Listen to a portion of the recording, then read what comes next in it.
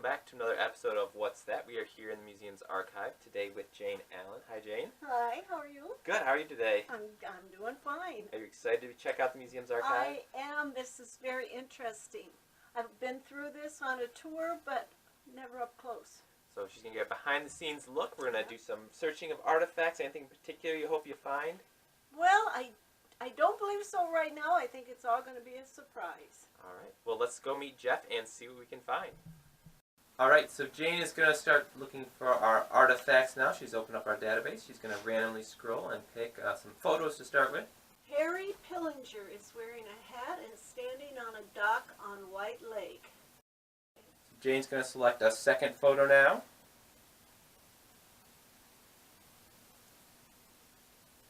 Lots to choose from. Thousands upon thousands. I'm going to go with this photographic print. Black and white image of log drivers and camp cooks on a river with a single unidentified log driver in the foreground at right. This is neat. All right, so lumbering right up Muskegon's alley here. Yeah. Is this my third one? This will be your third item, so we're looking at something from the archival collection, not necessarily a photograph is what that's going to mean. Correct. Could possibly be, but more than likely not. I'm going to look at a holiday card from 1919.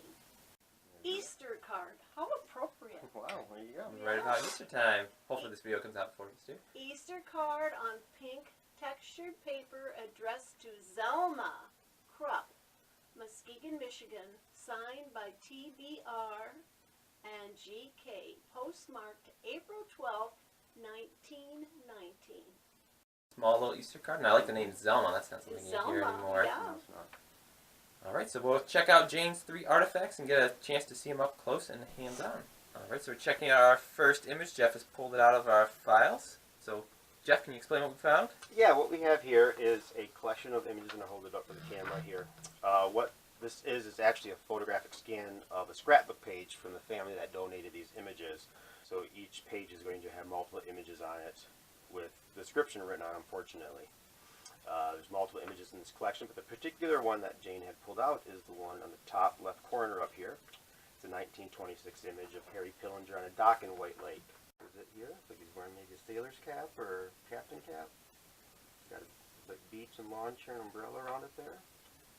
And if you notice, Jane, I have gloves on here, and we use these gloves, which we gave you a pair as well, to actually hold the artifacts, to keep our fingers, the oil on our fingers from holding the actual items from deteriorating it. It needs to help preserve it for the long term.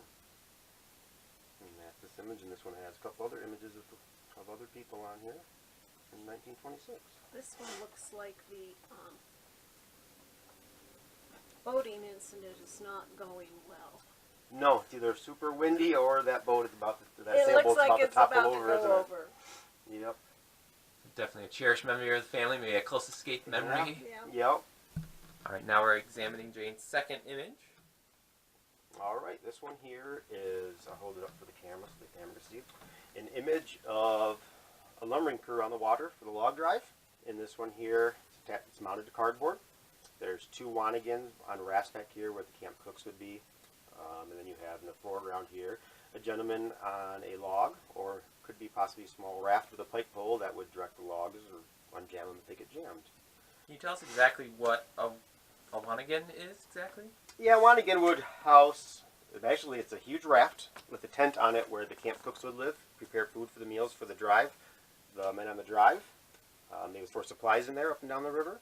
So when they camp at night along the river on the way down from the drive, they would have their supplies in it, and as well as the camp cooking, as I mentioned. Last one, this was our Easter card. And this here is the actual Easter card itself in the envelope. It is addressed to Miss Zelma Krupp of Muskegon. Post date mark on it is April 12th, 6:30, 1919, out of Detroit. With the nice George Washington 3-cent stamp in the top 3-cent stamp. And then the card itself. Postage has definitely gone up a bit. A bit. This is the smallest card. Lilacs on there. Yeah. Hearty good wishes to you and yours. Full color, purple, green. And then an inside inscription. Let's see.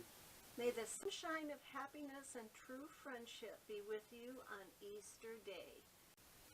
signed with initials TBR and then also ZK with the date 1919 on it. Just about 100-year-old Easter card. Yeah. It is. That's Yep. neat. I don't think I've ever sent an Easter card out or received one that I can think of. Grandchildren, you send them. Yeah, Yeah. I might have, just don't remember. And the grandchildren all think there's going to be a $5 or $10 bill in there. So don't even look at the postage. Doesn't That's matter the then, right? bargain.